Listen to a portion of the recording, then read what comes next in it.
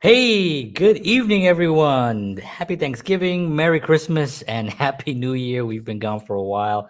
We are so excited to be back with you all, and we have a great show today. We're going to be talking about songs from 1983, and I was doing the math. Yes, it's 40 years, and Amazing. it was kind of shocking to me. But we looked at the list and we thought, wow, these are some really great songs that came out in 1983. So stick around. We're going to have a great show. And we want to hear what you have to say and what are your favorite songs of 1983.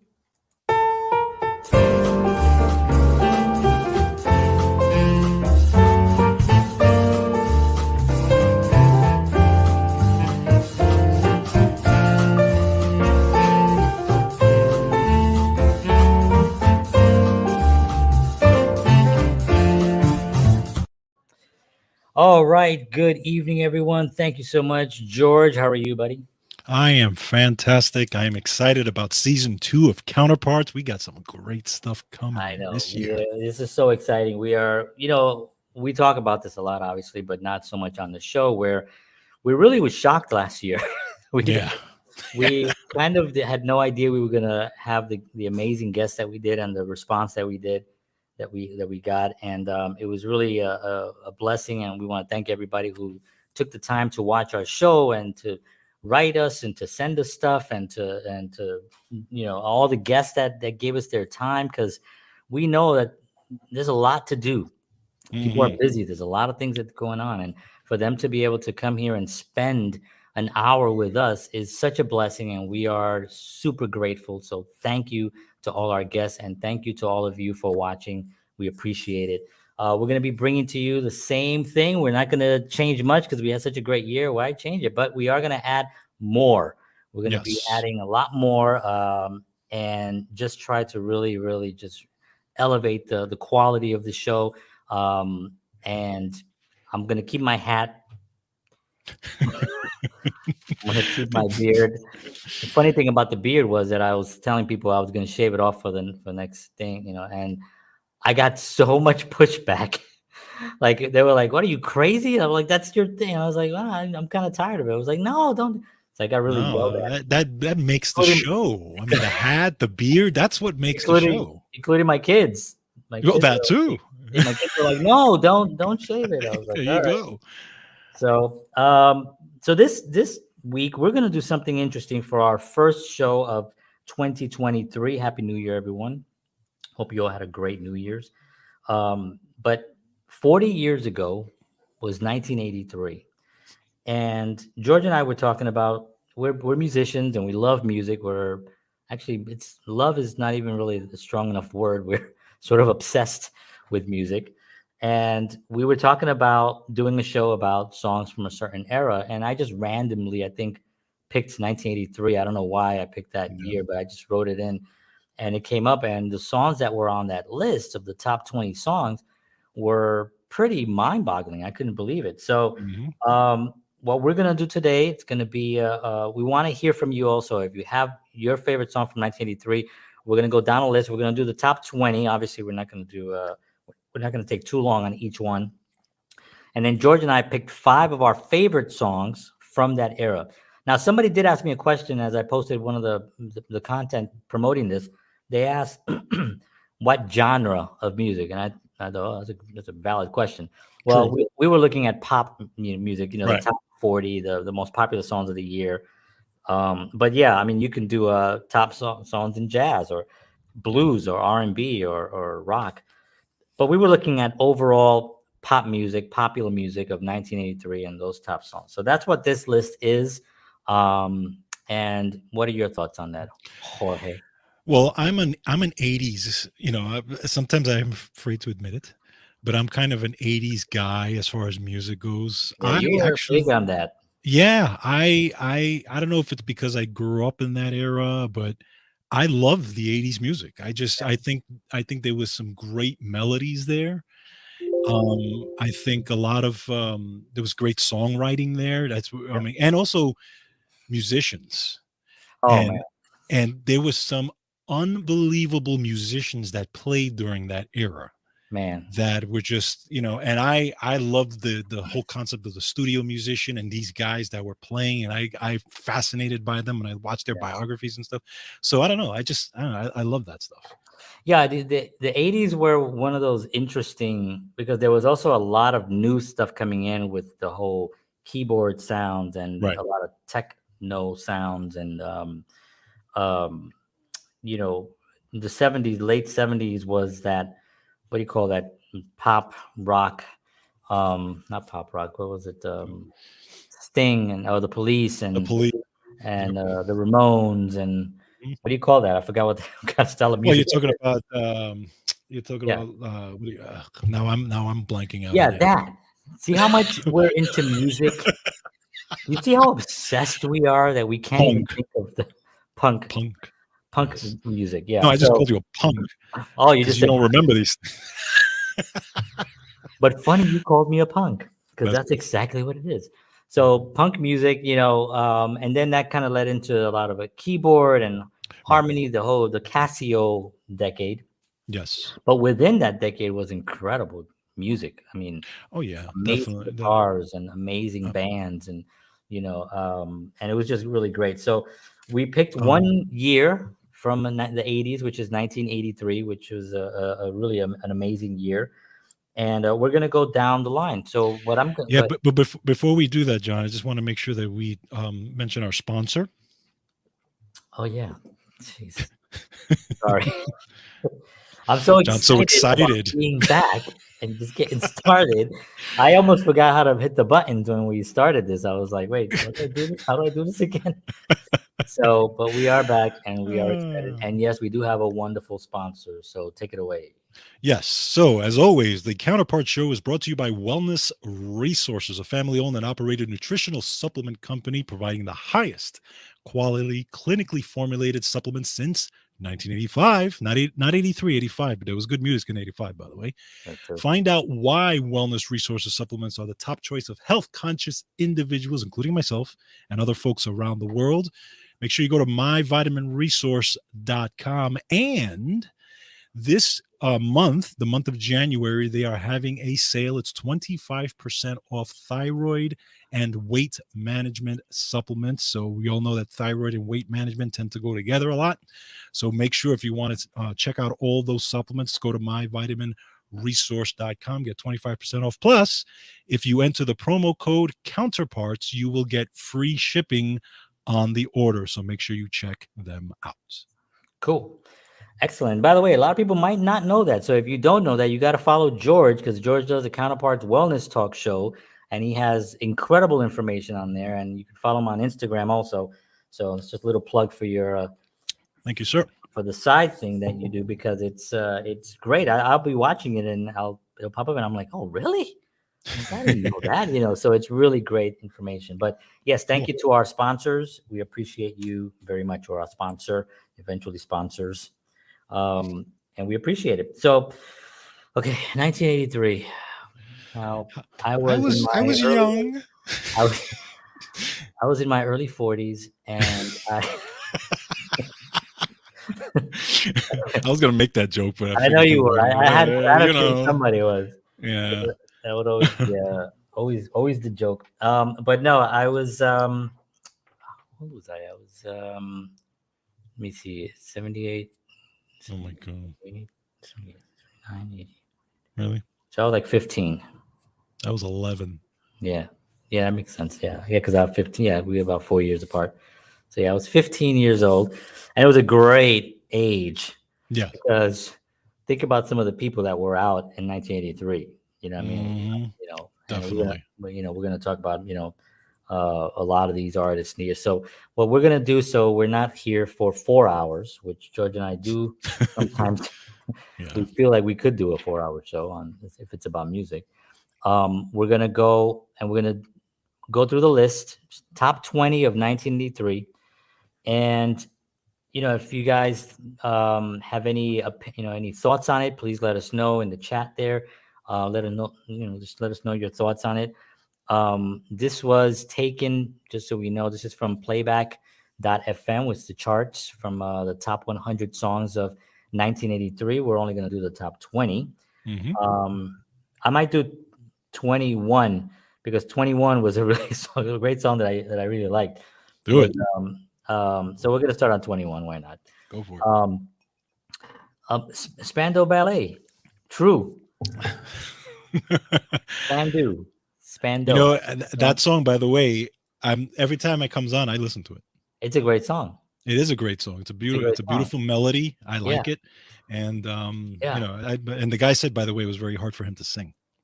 Oh, I can imagine. Yeah, Yeah, that's a really hard. I mean, how do you even do that live, like consistently on a right. tour of Exactly. 200 shows a year? You know, I mean, that's Exactly. really difficult. It reminds me of Randy from the Eagles, Mhm. um, where he had that song. I can't tell you why. Why? Yeah. At the end, he has that really high Yes. high thing, and Yes. it was like really difficult for it to be consistently hitting that every single Mm. night, and Yep. it's a huge hit. Right. You know what I mean? It's like Exactly. it's You got to do hard. it. Yes. So yeah, so that was number 21. All right, so now let's start our real list now. So number 20 is it's a really important song for me, because my mom was obsessed with this song, and it was Kenny Rogers and Dolly Parton, Islands in the Stream. Ah, And nice. it was one of those songs that our names disappeared, but that's because I didn't put them in here. Doesn't matter. But it was one of those songs that, you know, it came out and it was a crossover, really. Hmm. It was one of Yes. it introduced me. Well, Kenny Rogers really introduced me to country music. I think he Correct. Right. introduced millions and millions of people to country music. Because he Right. crossed over so incredibly as such a huge superstar. I would have never heard of a lot of the country artists that came up. After I was watching him, even Hank Williams and some of the older guys, Alan Jackson and those guys, Hmm.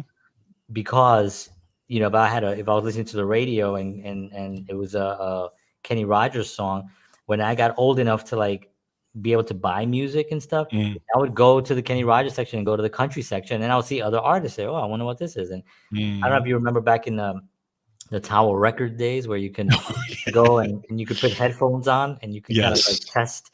So there was like Yep. a country section, so I would test out records, and I remember Roy Orbison was another one that Mhm. really introduced me to the Traveling Wilburys. That's That was right. like a huge thing for me, and it really brought country in it. So this is an important song for me because it really broadened my musical spectrum. Hmm. And my mom.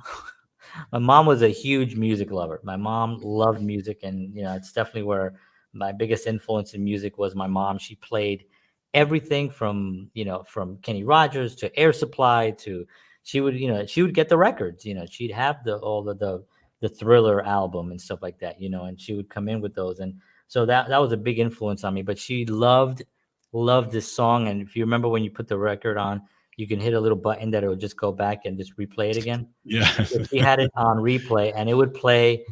I would wake up, it's playing. I'd have breakfast, it's playing. I go outside to play. I come back, it's playing. It would be like all day long. Island in the stream, that is what Yes. we are. And she just loved that song. So that was number 20. Do you have any thoughts on that song? Do you remember it? No, it's a great song. I've always loved that too, and it's funny because I hadn't heard it in so long. I heard I it know. recently, but I mean, literally, it's one of those songs. And again, a lot of these songs I identify with because at that time, my mother used to drive me to school in the Mm, morning, St. John's actually, yeah, and I used to hear these songs in the morning. yeah, So yeah, every time I would walk in, because my brain sticks with a song, it would stay with me the whole day. yeah. So this is one of those songs that would stick with me, and I'd be in school and I'd be islands in the stream, Same but I thing. love it. Yeah, Yeah, same great thing song. for me. It was just such an obsessive. Let me see if I hit this. Oh, good. They hit our names here again. Yeah, it was such a great song. I actually recently just put it on my playlist, as a matter of fact. Mhm. And if you go to Spotify, if anybody's interested in like a playlist, I created this playlist, and it's called Great Melodic Songs.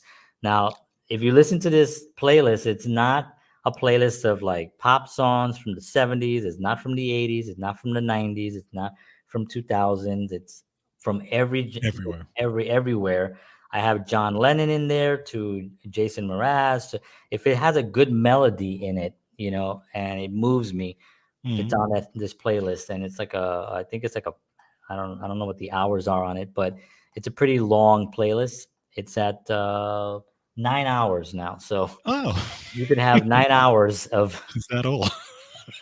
9 hours of this playlist. You can just play it, and it's a really good one. But anyway, I just added Islands in the Stream on there because it came up Nice. on in my radar again. I was like, oh yeah, I haven't heard that in a while. All right, Mhm. let's move on here because we have a lot Go for to talk about. All right, so number 19 is Men Without Hats, the Safety it. Dance. 50 dads. Yeah, yeah, not. I like Men Without Hats. Right. That song was not one of my favorites. Not mine either. Yeah, not one of my favorites, but I do like some of their stuff that they have. I can't think of anything right now, but they have some good stuff. Number 18, Eddie Grant. Do you remember this? Electric Remember? Avenue. That's right. Electric Avenue. Again, not one of my favorite tracks of the year, Here. but a very entertaining song, Yes. right? I Yeah. mean, that's what it Agree. was. It was like a song that was kind of different. Right. It was a catchy tune. It was It very just catchy, and it was yeah. one of those things that you can actually be outside and somebody will say, where is it at? It's Electric Avenue. You know, it just became, and then you take it higher. It just Yeah. became a funny thing for people to say. So it was a very popular song. At number 17, we have Rod Stewart with Baby Jane. We talked about Rod Stewart, one of our favorite artists of all time. George can't get enough Rod. Ay, ay. George cannot get enough Rod, if anyone Remind understands. me to clip that one out. Edit. Number 16, number 16, Michael Sembello, Maniac. Maniac, Yeah. maniac. Oh no. So that was from the film Flash Flashdance, dance. Yes. and that was actually a good, very good film.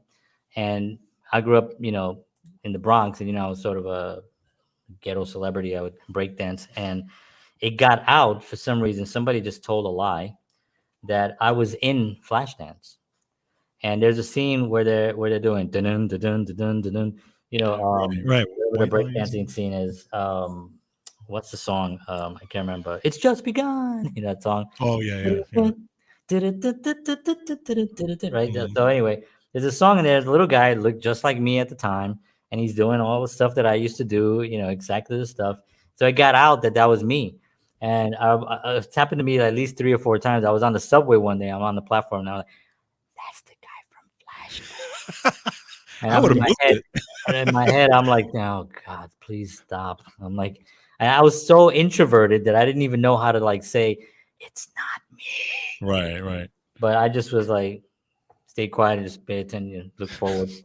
This was before like I didn't have any headsets where you can just pretend like you're like Uh, you don't hear anything. But yes, this was a long time ago. So that was okay, so that was where was I again? Oh yeah, Maniac. Number 15, Marvin Gaye, Sexual Healing. Now, isn't that actually, interesting? I for some yeah. reason thought that song was like much older. Like Really? Marvin Gaye, Sexual Healing, 1983. I don't know why, but I think of Marvin Gaye as like, I don't know. I guess I just thought black and white Marvin Gaye from Motown, and not necessarily Marvin Gaye close to, unfortunately, when he was taken from us. Yeah. With Sexual Healing in '83. Was it, when did he die? Was that 84, 85, I or was thought it that was later? Or was earlier. it later? I thought it was earlier, to be honest. Wow. But I'm not really sure. Let But I me. guess yeah, I mean I can understand because you think about Marvin in the like what maybe the late 60s with Trouble Man Yeah, and April those 1st, 1984. 84. Look at that. So it was a 84. year later or that year, that later year wow. Yeah, yeah, yeah. I remember that too. I remember Oh, when I that whole remember that thing when too. he passed, and I was like, That was like I at the time I was still young, so I didn't understand how big he was, yeah, yeah, But yeah. yeah, I didn't probably even I didn't get that either. I just knew that it was all over the news. It was a major, major thing. I mean, it was his right. dad and all that stuff. So it was the tragedy of how he went out. Um, but the song, very, very, very good song. Yes. I mean, Yes. good Lord. I mean, you talk about a song that the title and the energy completely complement themselves so well. Yeah, he Sexual created a adjacent beautiful song. picture Yeah, in that and it song. wasn't like, and we're gonna do a show in the future about music and about love in music and stuff for our Valentine's show. And he wasn't dirty. Right. You know what I Correct. mean? He was Correct. just oozing of sexuality, and he was, Right. and you can feel it in the music and all that. You know, same thing with Barry White. You know what I mean? Mhm. It wasn't, it was like very sensual. It was just like almost like a romantic thing, and even Exactly. though it had that tension in it, Yes. compared to what the stuff that's right now. You girl, I like your booty. Girl, I like your booty. So anyway, I just No, he wrote did that. it a very That will you be should out. remind me to clip that one out too. Yeah. By the way, that's on the Spotify playlist if anyone's interested. I don't like your booty. I don't like your booty. But, Um, no, he did it in a very tasteful way, and that's what, Very tasteful. Marvin Gaye was just, yeah, Yeah, he was amazing. incredible. Billy Joel, Uptown Girls, coming in at number 14. Let me get Number it. 14. Number 14, Billy Joel, Uptown Girl. Very good song. At the time, it seemed like a song that should have been out in the 60s. Yeah, It had yeah, that, but Billy Joel was a class. Guy was a monster. He could do anything. It yes, was like correct. Uptown Girl, and then For the Longest Time was a song that probably should have been out Yes, in the 60s. correct, correct. But the guy was just an incredible songwriter and is still performing and still selling out places and stuff. Billy Joel. At number 13, we have Paul McCartney and Michael Jackson with "Say, Say, Say." You wanna hear something funny? Do you know that today I actually heard that song? Are you serious? Yes, I was driving, and It's I so have satellite weird. radio in my car, and Do you hear that it song. often, or that was just like a random thing? No, it was today. It was just I hadn't heard it in a while. Right, My right. daughter even my daughter actually likes that song, and I played the video for her because the video is pretty cool with both of Real them funny, and yeah. Linda McCartney and all that. Yeah, yeah. But today I just happened to be driving and I heard it, and every time that song comes on, I'm singing Yeah, because I love that song. I think that's a it's a great great song. melody. It's It's a great beautiful melody. dynamic between Michael and Yeah, Paul. It's just yeah. And really they did good. another one, right? They did another Yes, ballad of it. Girl is girl is mine mine. Yeah, girl is mine. because Yeah, the doggone girl is mine. girl is mine. Oh, Michael, I'm not gonna take my girl. Um, Let me see. Number 12. Oh, Lionel Richie, All Night Long. I mean, was that song like that song was like the song. I mean, we used to crank that up in the car. I mean, that was like it's still a great song. It's still a great song. I hear Still a that great. one I all the have time that on my also. playlist too. One Uh, of the memories for him performing that song back then was on the American Music yes, Awards. because he won all those awards. He Did you won see like that? Remember that? Remember yeah, he I performed remember. that song. I to Man, this day I remember that that. was the best performance, man. And he was Yes. the king of that award show. Yes. Right? Every Yes. year he was out there and he was just Yep. like tearing it up with like new hits and everything. I mean, Lionel Richie, man, the 80s, man. Oh, I mean, that was like, him and Michael Jackson and, people like that, those guys, man, they just like were writing pop songs. But that song was so catchy and it had the music video was really entertaining as well. yep. This is the beginning of MTV, Right. so a lot of these songs now for George and myself have images attached to them. Whereas if we Correct. go to songs to the 70s and the 80s, we might have concerts attached to them, concert Right. images or even just photos, really, Exactly. stuff. But with these songs, immediately the music video comes to mind from the MTV era when MTV used to play music. Yeah.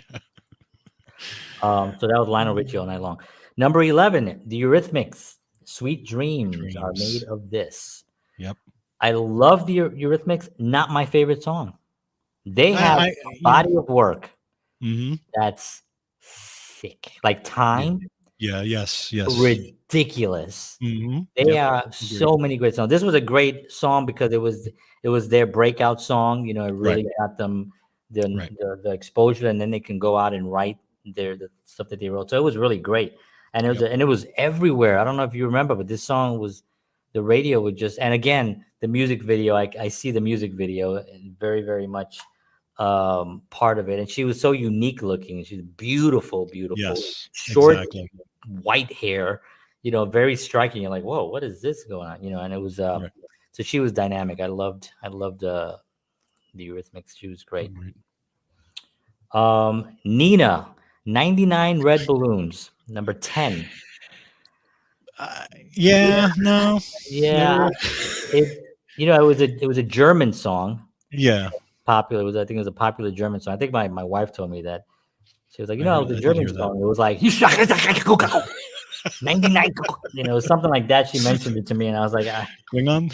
I could see why the American version was such a hit, but it was not something that I would. It was on all the time, so it would play. And remember, people, we had only radios.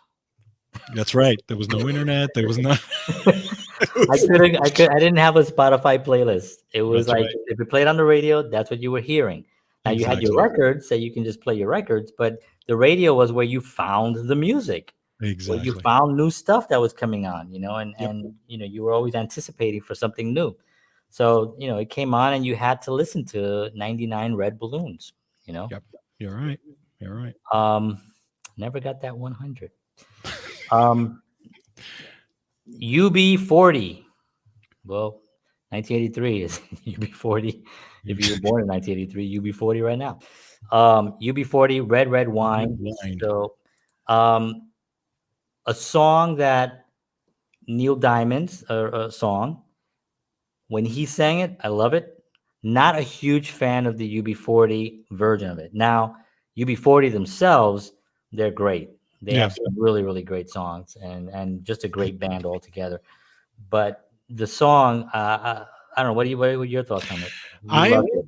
You No. loved it. No. It No. was my wedding song, All John. right. Yes, I confess. No. It's not no. It's. I mean, it's okay. But the funny thing is that it was many years that I did not know that was a remake. Oh, really? Oh, Yes, yeah. You know what? Probably the same thing with me. till I was well Yeah, older that I actually did not know that. yeah, You know, yeah. it's interesting when you find those songs that you know, and then you hear an old version of them. You're like, holy Yeah. cow! I didn't know that song was Yeah, actually. oh, look, Neil Diamond remade this song by UB40.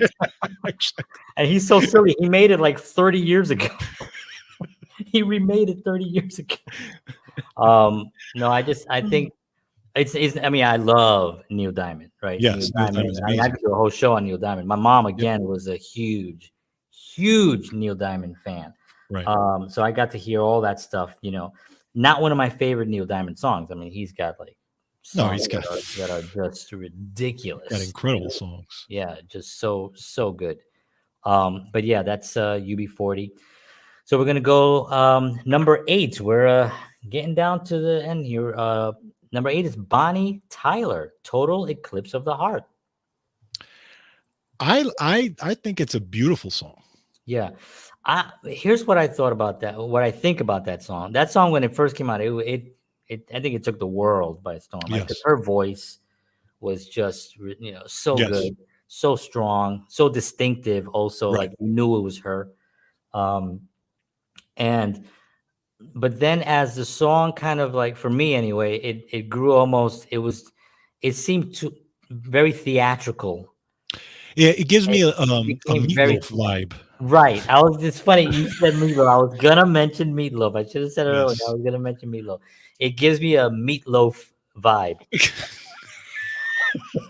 Clip that Well, one I out. went out to dinner last night and it was not Had a fully cooked, and I had a Meatloaf Meatloaf vibe. vibe. And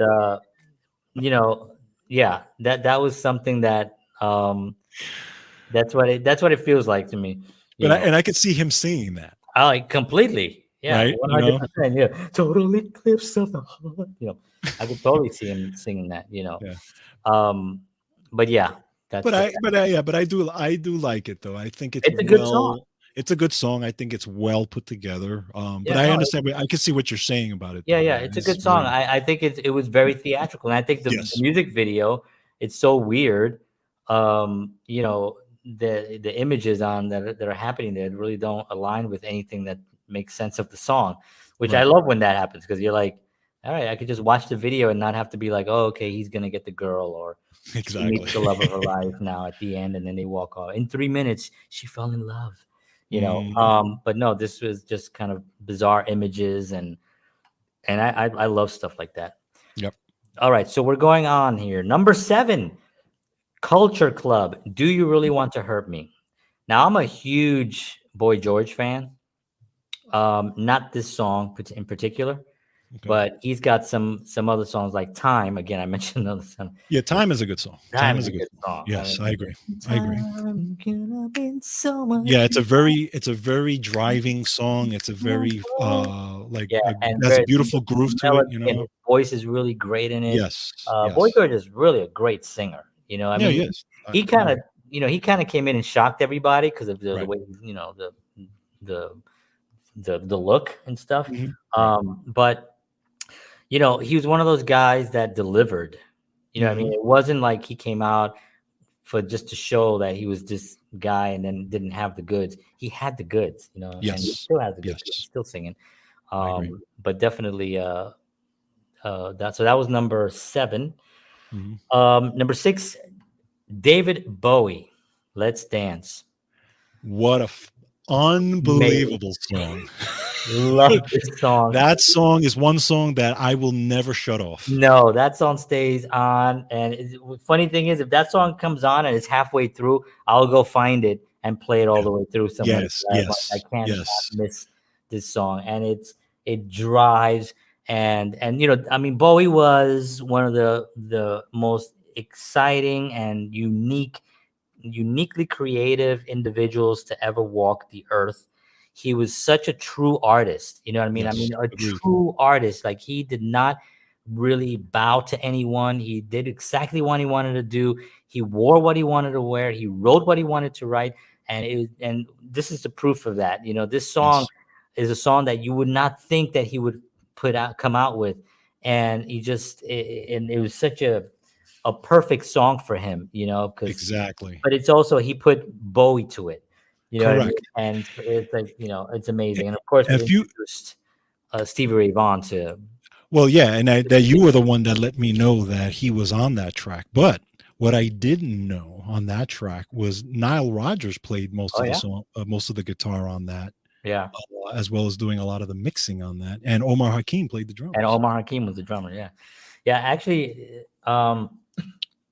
Stevie was asked by Bowie to go on tour with him, Oh, and wow. Stevie said he didn't want to go because he wanted to record his own album and stuff, Right. and he wanted to do his thing. So he actually turned down David Bowie to go do it, to go do his thing. So, but yeah, that was the first time that I heard that guitar from Stevie Ray Vaughan.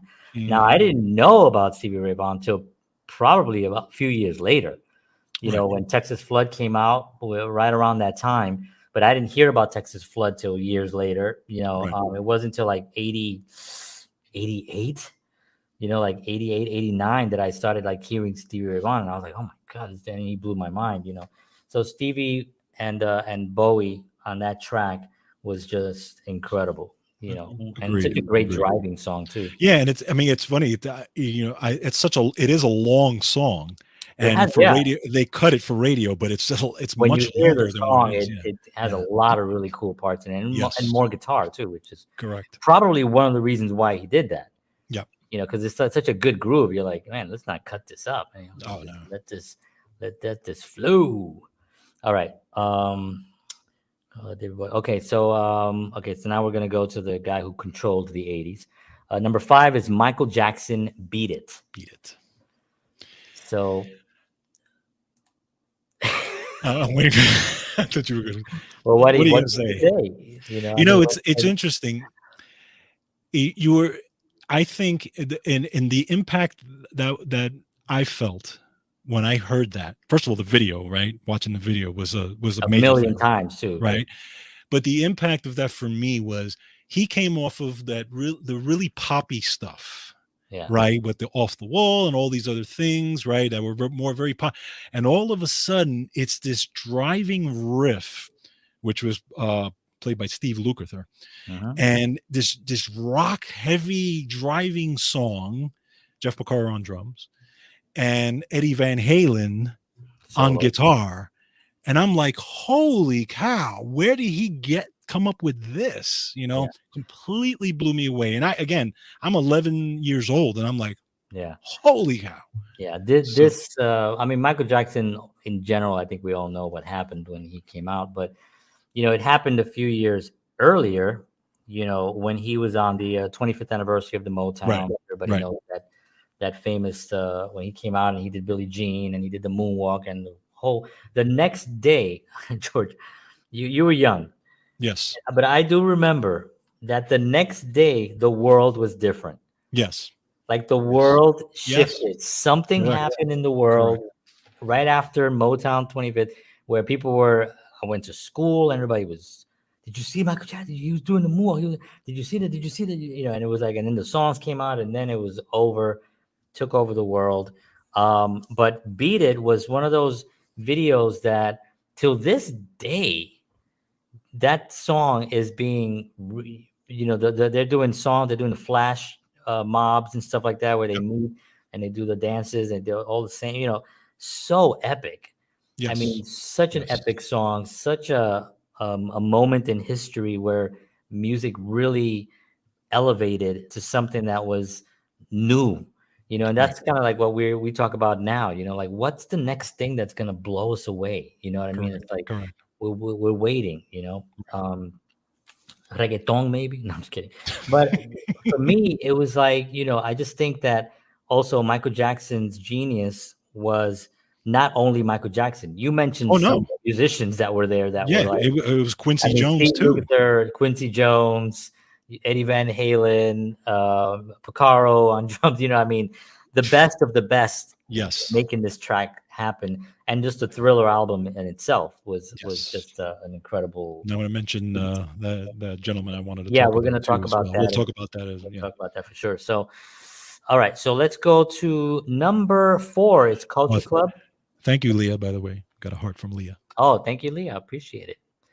Love, love, love. Um, so Culture Club, Karma Chameleon. Come on, come on, come on. You know, I'm I get torn with that song.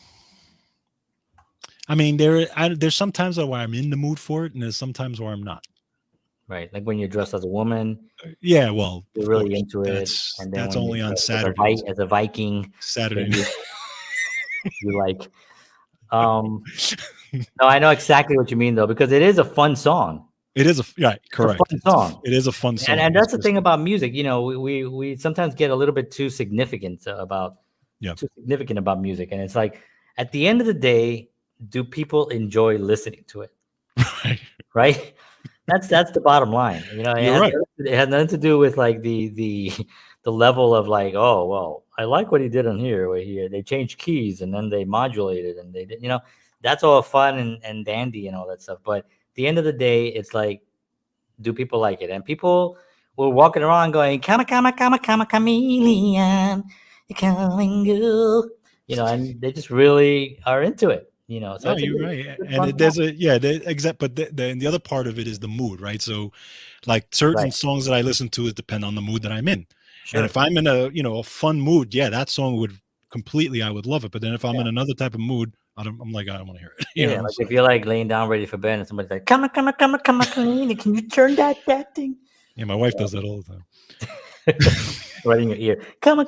Not even the record. She's just singing in your ear. Come on, chameleon. And you're like, what are you doing? I gotta go to work in the morning.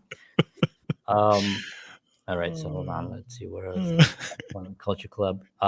Okay, so number 3, Michael Jackson, Billie Jean. Billie Jean again. Again, what I can mean, you just say? That video came out. when those drums start, it's over. Epic. Yes. Epic. I mean, you don't even need to know. My kids, my Yes. son who's 6 years old, when those drums start, he knows that's Billie Jean. Yep. You know what I mean? That's it. And that's gonna be for a long time. And the thing about it also is that the drum pattern is not super complex. It's No, just it's a the very sound, straightforward, and Ndugu Chancellor plays it very right? straightforward. And I love how the simplicity of it goes with the melody of it. You know what I Right, mean? Where exactly. everything in the song is not super complex, but the just man, I mean, Billie Jean, what a song. And the video, of course, we have these images in our head of him walking and those lights turning on, Yep, watching the video absolutely. over and over again and saying like, oh look, oh, see how when he disappears the steps still go and the lights still go, and trying to analyze the videos and stuff. So an epic song, an epic Agreed. artist. Agreed. Number two, The Police, Every Breath You Take. You want to hear something interesting? So I'm a huge Police fan. I'm a huge Sting fan. A lot of people I know know what you're gonna that. say because I'm saying the same thing. This is not one of my favorite songs. No, it's not. And I get it. I know this is, at the time this was the song, everybody loved it, blah blah blah. To me, the song is like monotonous to the whole thing. Yeah. It just goes, maybe four or I five mean, it chords has and that this. little, oh, can't you Yeah, see? it has that It little has part, but that the little rest, section, but overall, the song is about a stalker. an It's obsessive about person. a very dangerous stalker, which needs to be stopped. Yes. Um, it's going on 40 years, and it's still he's still trying to follow this thing. Yeah, but Yeah, the song, to me, is just like yeah, when I and honest yeah. get. Yeah, I actually don't even like it. Like if it comes on, I don't listen to it, and it's not anything to do about the Police because I love the Police. I mean, the Oh, synchronicity albums are forget like about it. Yeah, forget forget it, they're about it. nuts. I mean, all that stuff that every little thing she does is magic is like one of my Yes, favorite songs of all time. yes, You know agreed. what I mean? Just incredible. So the Roxanne and all those things, just great songs. This one not my favorite. I agree. Not Police song. Not my Right. favorite Police song, but it is number two for Okay. 1983. And ladies and gentlemen, we are at number one. The number Number one one. song, yeah, the number one song of 1983. Um, but first, a note from Michelle. Michelle writes, "Dear Casey, my My husband, dog died. my husband does not like lasagna. Good in my face." So the number one song is Irene Cara, Mara, who recently passed away, who by the way. recently passed away. Flashdance, Water Feeling. So, Irene Cara, man, she was amazing. What a voice and what Yes. incredible hits. Yep. And she did the Flashdance records and stuff like that, but she had hits before and after that. Yeah. Really great songs. This year was that year of that film, so Right. these Correct. songs were really hot for her. And I think what was the other one that she had in there? I think there was one earlier on, right, that I mentioned. Maybe not. Hold on. Did she? Did you? Maybe not. No, I don't I think guess so. not. No, I was thinking of another song. Or maybe it was like later on the list because I've been looking at the whole list, and there's a lot Okay. of mentions there of people. Billy Joel again, and David Bowie with China Girl, and Right. Michael Jackson is there again with "Want to Be Starting Something." I mean, it's kind of. I mean, this is the top 100. I mean, Michael Jackson is in it a bunch of times. Jeez. So that was the number one song of Wow. 1983. Irene Cara from Flashdance. What a feeling. Interesting. Yeah, and definitely condolences to Irene Cara's and family and Yes. friends and everything because she was really an amazing artist. Um, and so that's our list. We're gonna take a moment because we want to actually acknowledge a songwriter that maybe a lot of people really don't know. Did the work that he did in Yeah. the 80s. And Yes. you'll probably be blown away that this one dude wrote the songs that some of them that we talked about today Yeah, on the and list. I have a little list of just a little snippet of things. So, Yeah, so I'm gonna turn it over there, to George. oh, thank Sorry, there there was take it a away, so there. George. George, just go ahead whenever you're ready. Just Damn you! do it. Sorry. John, you always know how to take my spotlight. It's all about you. Anyway, so there was a gentleman in this era who was writing amazing material, and his name, and some of you may or may have not heard of him, his name was Rod Temperton. And the reason why you guys should know about him is because I'll give you an example of the songs that he wrote, not only wrote, but he arranged them. So here's just a few examples of the songs that he wrote: Thriller, Always and Forever, Baby Be Mine, Michael Jackson, Baby Come to Me, Patty Austin and James Ingram, Boogie Nights, Give Me the Night, George Benson, Groove Line, Ladies Night, The Lady in My Life, Michael Jackson, Love Times Love, George Benson, Off the Wall, Michael Jackson, Stomp, The Brothers Johnson, Sweet Freedom, Michael McDonald, Rock With You, Michael Jackson, and Yamo Be There, James Ingram, and Michael McDonald. Sick. I mean, if you write two of those songs, no, if you write one of those songs, you have a career, right? If you write one, if you want, what he wrote, want to be given, give me the Michael Jackson song, the He wrote Thriller. right, he wrote Thriller. If Thriller. you just write Thriller in your career, you have a full career, right? If you only wrote that one song for Michael Jackson, you're a songwriter. You're going to be writing for the rest of your life. Even if any of the songs don't become hits after that, you have a career. This dude did it over and over and over again. Yes, he was just to give some backstory, he was the keyboard player for the band Heatwave, and he wrote all of their hits, or I think most of their hits. And then Quincy Jones really loved his writing and tapped him to start working with the Michael Jackson stuff, and that's how that started. So he started writing a lot of those Michael Jackson hits. Literally, he wrote them and arranged them. The players who actually talk about him to this day say, we just came in and played what he said to play. He arranged all these things. And the interesting story about, for those of you who like Thriller, the Vincent Price part at the end, when he actually does that little rap. Well, the story goes that that the night before Vincent Price was supposed to do that in the studio, Quincy Jones called Rod Temperton and said, listen, Vincent Price was supposed to come and just ad-lib something, but we don't know what he was going to say. So he says, I'm afraid that he might get stuck. So he says, can you write something for him just in case we need something? So he says, sure. When I wake up in the morning, I'll write it. This is a little British guy, by the way. Yeah. So in the morning, he gets up in the morning. He forgets he has a meeting with another guy. So he's in the meeting with this guy. And then after meeting, he's supposed to go to the studio and meet Vincent Price. So right at the end of the meeting, Quincy Jones calls him, says, how's that thing going? He goes, oh, I'm almost done. He hadn't written one lick. He gets in the cab with a piece of paper, and from the cab ride to the studio writes 3 verses. Okay, 3 verses. When he gets to the studio, there is a limo outside, and coming out of that limo is Vincent Price. Oh, my. So he tells the cab to go to the back of the studio so he can go in the back entrance, runs in, photocopies the lyrics, and runs into the studio and puts them right on top of the music stand before Vincent Price walks in. Oh, my. And Vincent Price comes in and does 2 out of the 3 of the verses that he wrote. Oh, my. Unbelievable. I just put at the bottom there of the screen, secondhandsongs.com artist, and it's actually a direct link to Rod's songs. Yes. You can actually check out the list of stuff, because he also did Heat Wave. Yes. Donald Summer. Yeah. He did the Donald Summer, Love Is in Control. Love Is Just a Breath Away.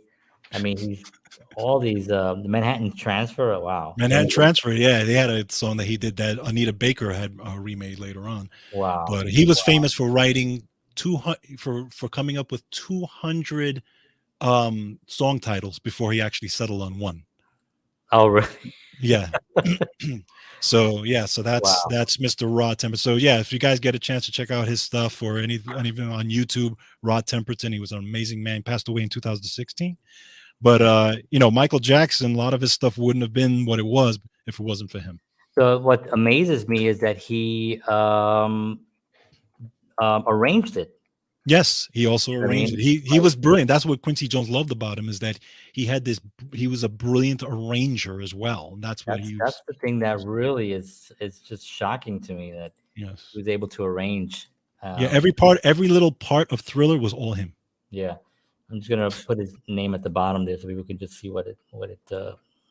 Yep. Rod Temperton. Yep. If you have a chance, Yeah, check them take a out, look. folks, because I mean, really respect to songwriters. You know, they sometimes don't get the recognition that they deserve, especially when a song gets really a huge hit. I mean, everyone is thinking like that new Michael Jackson song, and nobody's saying that new Rod Temperton Exactly. song. You know, Exactly. so but yeah, that's awesome, man. Thank you for that. Cool. So we are about 10 minutes to 8. We have no time limit here. We are going to just finish what we started, just like Michael Jackson. Did he write that one too? One of the- He probably did. Who probably did. knows? Um, but so George and I decided that'd be fun. Now, George, you probably already saw some of my list there because you could see some of the photos that I picked. But No, I anyway, didn't even look. I didn't you even didn't look. look. Okay, good. So we decided that we were going to pick our top favorite artists or songs Songs. of the 1983 year, and then discuss why it was why we chose that and what was the significance behind the reason we chose that, and to see what we come up with. So I don't know what George picked. George doesn't know what I picked. So whenever you's ready, I'm you can go and we can start. Yeah. So, Why don't you go some of first? the And we're gonna do it from 5 to 1. yeah, and I don't know. Did we say that they had to be from this list, or it could just be 1983? It could just be 1983, I guess. I Yeah, I mean, mean, because some of mine are on the list, but there are are probably some that not. are not Right. from this Yeah, I list. mean, it's his favorite songs of 1983. Yeah, yeah. So I'm I just used the list because that's what I had in front of me. right, But if correct. I probably would have Googled something, I would have probably found something Yeah. else. But I mean, Okay. for me, this list is pretty accurate. No, I agree. Okay. So, all right. So again, I'm a guy who loves melody. I'm a guy who loves a good the songs that really just capture me. Whether it could be a ballad, it could be a fast song, doesn't matter to me. So anyway, my number 5 song is not on this list, but it was actually came out in 83. And I built a new respect for this song recently because I really saw the chord structures in it, and I was so blown away. So my number 5 song is Never Gonna Let You Go by Sergio Mendes. Oh, one When of I the saw most Rick Beato Rick Beato's video. I remember that. talk about this song, I could not believe it. Now, this is a song, again, I love this song. It's one of those songs that I'll sing to every time I hear it. Great I song. just think it's a beautifully So that written was song. 83, huh? That was 83. It actually initially was written, or it was first done in 82, but it actually became big in 83. Right. That's when it actually came out. Oh, So I'm surprised to that's, say it yeah. must So be that, on the list, but probably further down or yeah, something. yeah. So, yeah, it was on his 1983 self-titled album. That's amazing. That was one of those songs. Actually, when I saw the Rick Beato thing, it also blew me away because I had Yes. no idea. You know, it's because it seems like such an easy song that to sing. You know what I mean? Correct. But Correct. when you try to play it, you're like, what the? Yeah, it was actually, just so you know, it was first recorded by Dionne Warwick in 82. Oh, interesting. Okay. Yes. And but it was not like, it was only recorded for like I think it was for a Like a movie movie or or something. TV or something like that. Yeah. But the rendition that we know of was Sergio Mendes' 83 self-titled album. Interesting. Well, Yes. Sergio Mendes, it was 83, number 83 on the top 100 of Yeah. 1983. Oh, well, there you Never go. gonna let you go. Yeah, so it was up there for sure. Yeah, And then absolutely. it's funny, sometimes that happens. You know, Dionne Warwick also sung "That's What Friends Are for the film Night Shift, which had Henry Winkler, Henry Winkler. Shelley That's Long, right. and Right. Michael Right. Right. Keaton. Look at that. And at the end of the song, he sang this beautiful. It was Rod Stewart, actually. No, I'm sorry. Rod Stewart sang the song at the Okay. end of Night Shift, Night Shift. Okay. and then Dionne Warwick and well, who was it? Oh, Elton John Elton and John, Stevie Wonder, Stevie and Wonder. Yes. I Gladys think it was Knight. those. I think was it Gladys Knight? No, Dionne Warwick, Elton John, Stevie. Wasn't it those three? No, I thought it was four. I thought Oh, it I was could be four. wrong, but I thought it was three. No, I thought it was four. I got to check again now. Now I have to check. But anyway, I'll check as soon as when you do Okay. number 4, I'll check. I'm gonna do Okay. my So number are we? You're gonna. Okay. So you get. 5. So my number 5. So my Wrong. number 5 is my number 5 is Billie Jean. Ah, Um, nice. Michael Jackson, Billie Jean. Oh, this is Beat It. Let's beat it. I hit the wrong thing. Sorry, Billie Jean. Um, Nice. so the Billie Jean track at the time when it came out, because I was kind of I was at the age of about 15, 16 years old, and I was kind of like, out there and doing some little break dancing, and I was kind of like, I was just like, I was out there and stuff. It was such a huge thing, but we had cable in my house. We had HBO, MTV, and we had some channels and stuff. So Right. people would come to my house and learn Michael Jackson moves off of my screen. So I would stand with them, and I had a friend of mine who was an actual Michael Jackson impersonator. He used to come and dressed and everything, and he Wow. would do shows and everything. But he would come to my house to rehearse, and because Wow. I had the thing, so we would watch it. And I just remember just being so amazed by his presence on stage. His Mhm. just coming through the screen and stuff. And it was just such an incredible thing. This was also an era. A lot of people don't. Right now we kind of a celebrity, you can go to their Twitter, you can go to their Facebook, their Instagram, their Snapchat, TikTok, whatever you can, and you could see them interacting sometimes in real time. You can Yes. see them on talk shows. You can see them on a whole bunch of, they're very accessible to at least view. Right. Mhm. Whereas back in 1983, you only got to see them on MTV, and Yes. if you were That's right. lucky enough to be able to buy a ticket to go see Michael Jackson, Right. and the award shows.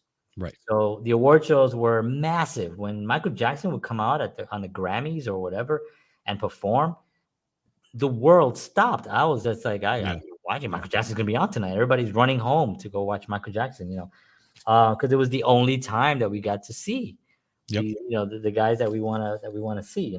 So that was my number 5. Cool. Cool. Absolutely. All right. So my number four. My number four is actually one that we went over. This list is the Michael Jackson, Paul McCartney, "Say Say Say." Ah, Say, say. Again, it's funny how I heard that today, and I was thinking about it, and I was like, "Oh, look at that! It's on my list." But yeah, it's the video is very entertaining. It's a lot of fun to watch them interact and just all the things that they do. They like dress like clowns and they're doing all these things. But it's a beautiful collaboration between them two. yeah, And yeah. I you really don't love, again I you really don't love see that. these you don't see a lot of that stuff like that. Yeah, The way they did it, at least yeah, yeah, yeah. today. You know what I mean? Yeah, it was funny because you hear stories about Michael Jackson, and later on they had a little bit of I know they had a Hey Brian, thank you very much. Brian is welcome thank on you, stage. sir. Loves the new background. Thank you. Appreciate it.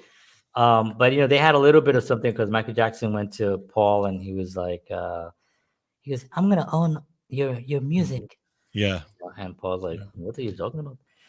And he ended up doing it. But he Yeah. did. Paul did get his stuff back, Right. eventually and stuff. But people don't realize that Michael Jackson was also a very, very shrewd businessman as well. Yes. Yes. He Yes. was, you know, very knew what he wanted, and just got it. And Paul admitted that the Beatles were very naive about their music. Well, yeah. Mhm. Well, we're looking at the '60s, where remember, money did not come into music till the '50s when Elvis Mhm. Presley. Right. Elvis Presley showed you can make $1 million with music, and then people are like, Correct. "Oh, wait a minute, Elvis Presley, did that?" And there were other artists at that during that time as well, but Elvis was the one that really just blew it out of the water. And then the Right. Beatles, of course, took it to another level. So then people were now realizing, oh, we can. They don't know anything. Right. They can sign off their publishing. They could sign off everything, and we just give them money for their shows.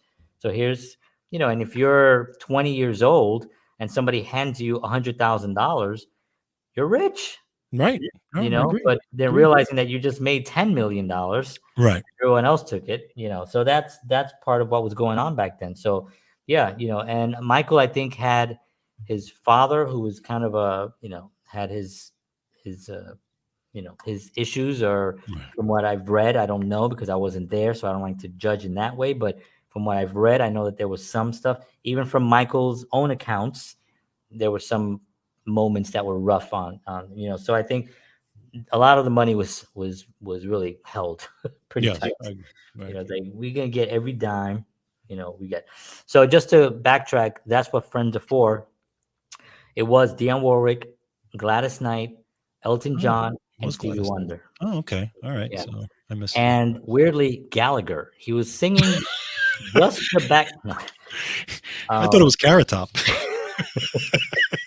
I love Carrot Top, actually. Carrot Top is hilarious. Mm. Um, I like Gallagher too, actually. He's hilarious too. Yeah, there. I don't know if he can sing though. All right, so my number, where am I up to? 4? I did Are you not. doing I 4? did my number 4. Okay, yeah, so I'm doing my number 4. So now my number 4 is Beat It. Ah, So, and this again, same reasons. My 5 and 4 are basically the same. It's because Michael Jackson, to me, during that era, that jacket right there that he's wearing, I would never wear it because I'd be embarrassed to wear it. And I would look ridiculous if you can imagine a you short know little you Puerto have one. Rican walking down the Bronx wearing that. But Yeah, but it would yeah, not like that I'm breakdancing not gonna jacket look you like had that. when you were, 1981. Come on. That's true. That's true. I had my windbreakers with the white stripes and stuff. Exactly. But but yeah, I would not be able to pull that off. But anyway, Michael Jackson was just a huge influence on me and my whole family and pretty much everybody. So that was my number 4. Okay.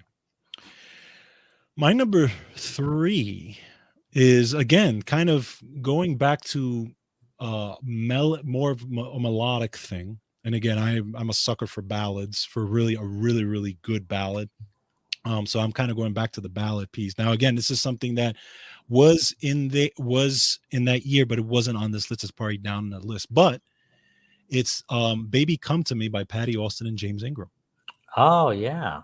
Oh, that's a I great love song. I love that song. One of my That's a favorite great song. ballads. Yeah. And it was again written by Rod Temperton.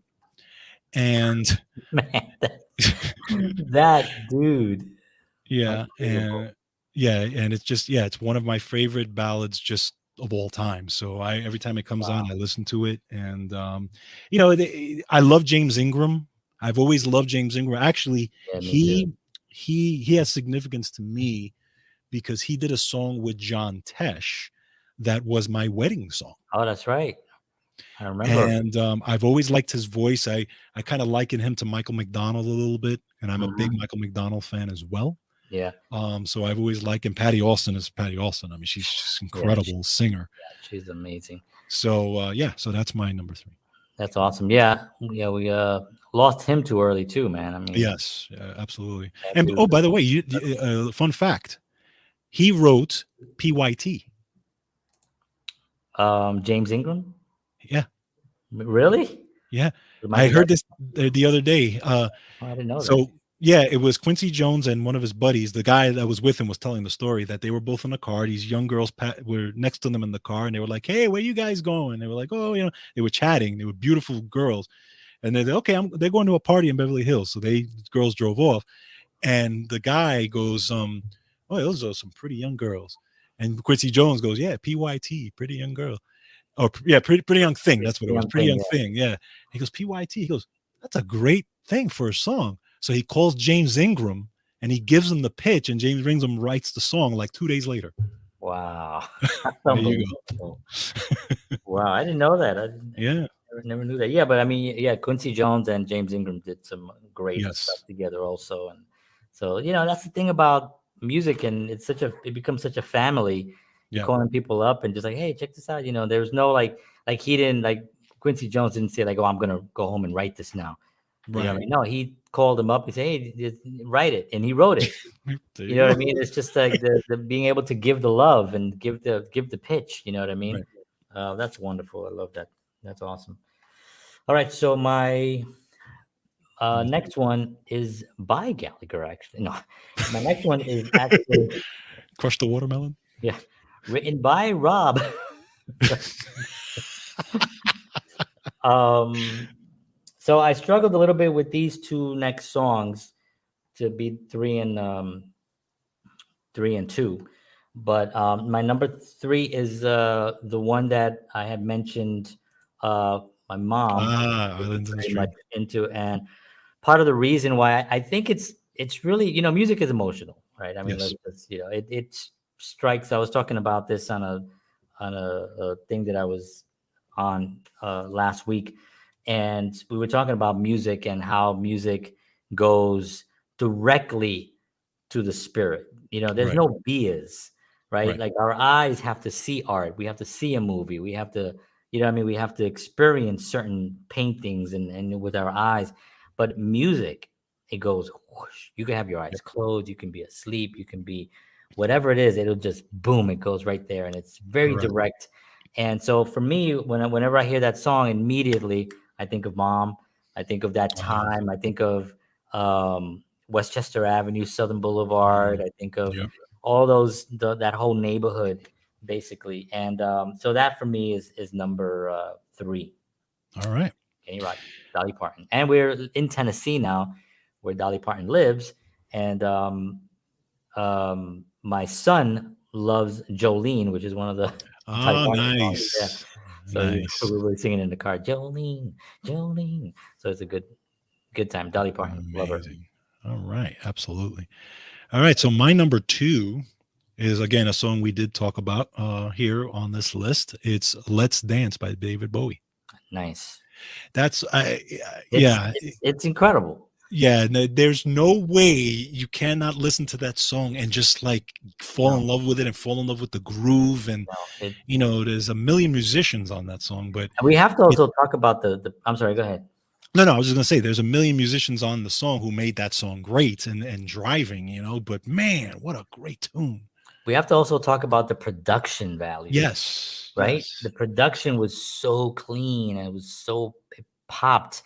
Everything was so well balanced on that song, and you heard Stevie's guitar in the background. yes, Let's yep, dance, ding, ding, ding, ding, ding. yep, You heard it. It was like, and I know it's him because I know that guitar sound. You know what I mean? Like exactly, I can hear exactly. it when those notes come. It's just awesome. So yeah, But that's it's interesting. I'm wondering. It's interesting how you would get a guy who's a primarily a blues guy, yeah. I right? mean, completely a blues guy, only a blues Right, guy. right. A blues guy to be on a track like that. You Yeah. know what I'm saying? Like it's not something you would normally associate Right. But again, that's the genius of of Bowie. Bowie. He just Yeah, he he hears wanted. it. He's like, that's the guy. That's Yeah. the guy. And yeah. So that's awesome. That's Yep. awesome. So that was your number two. That was my number two. Okay. So my number two is Lionel Richie, All Night Long. Ah, nice. Yeah. I mean, this song for me till this day, when this song comes out, it just I stop, I listen to it. I try to still sing that part that I can never sing correctly. Hey, number, number. Yeah. John Um, Robinson on drums yeah, John Robinson on drums. Well, John Robinson was on on everything, every show. pretty much on a bunch of stuff there. But yeah, that song for me was also it's very nostalgic. Obviously, 1983, Yes. and I'm that age where I'm realizing life, Right. almost like Right. I'm aware now of music and Hmm. enjoyment of music and dancing, and that kind of part of it was just entering my universe. So you hear songs Right. like this, they just really just capture you. And again, my mom, huge fan, and she always played this record. She had the little record, and she would always play that. So Lionel Richie, All Night Long.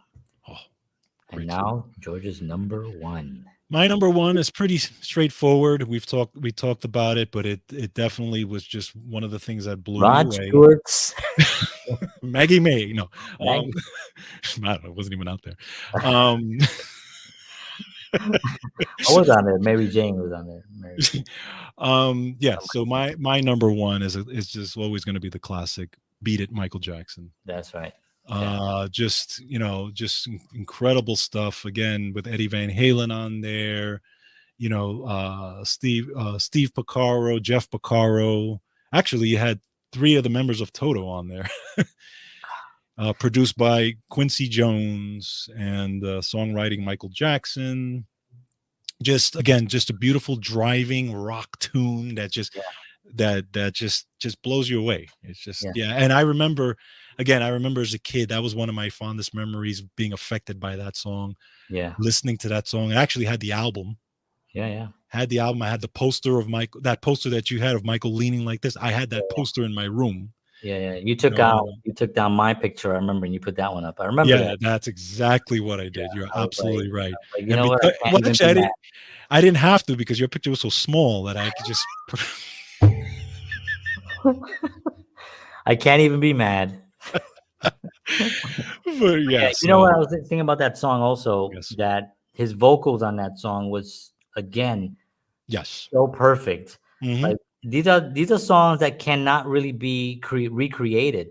I'm No, sure somebody at somewhere down the line will try, you know what I right, mean? But they're not songs that you can just create. right. You know, I mean, how many covers of Michael Jackson's "Beat It" are there out there? I don't think I've never who heard one. who would have the cojones to do Yeah, that? no, You know what I mean? no, no. Same thing with Billie Jean. I've heard Billie Jean versions, actually really good ones, Mm-hmm. done really differently.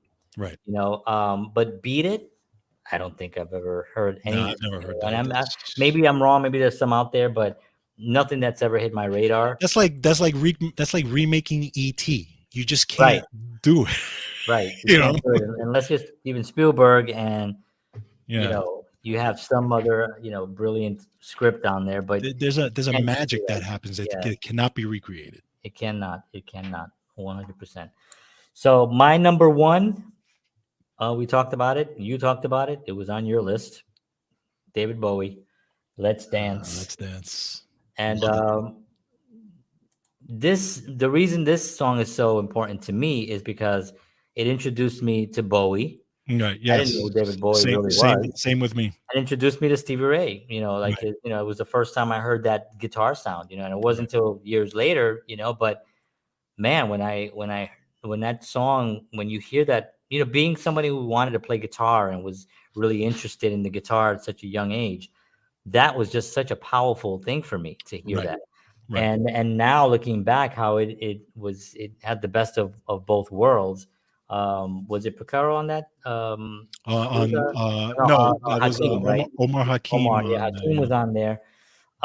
Just an incredible track from top to bottom, from start to finish.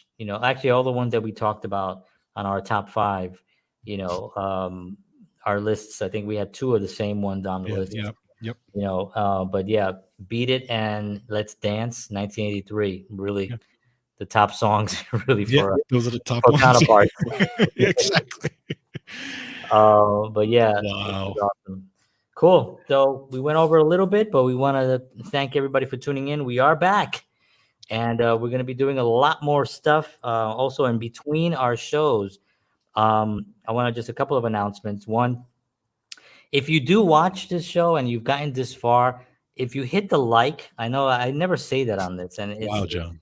I know, but I never say it, but people always telling me I should say it because it does help with if you're on YouTube watching and you hit the little like button, it helps YouTube know that people are watching us, and then more people will watch, and then we can get a little bit more, and we can do better shows and more sponsors and just overall. So we appreciate that, and if you share it as well.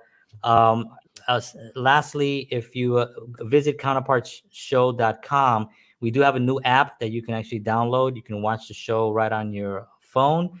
You can also watch all the previous episodes as well. And you can communicate with us directly through the app. And George and I are going to try to figure out, because we're still kind of working out some of the, not the kinks, because it works, but we're working out some of the systems of how we're going to actually utilize it. But we're Right. going to put some content on there, some special stuff that you won't get on some of the other platforms eventually. We're going to get to that in the next couple of days, week or so. But yes, so we are very excited to be back. We want to thank you all for tuning in. George, thank you very much. As always, Thank you, sir. awesome.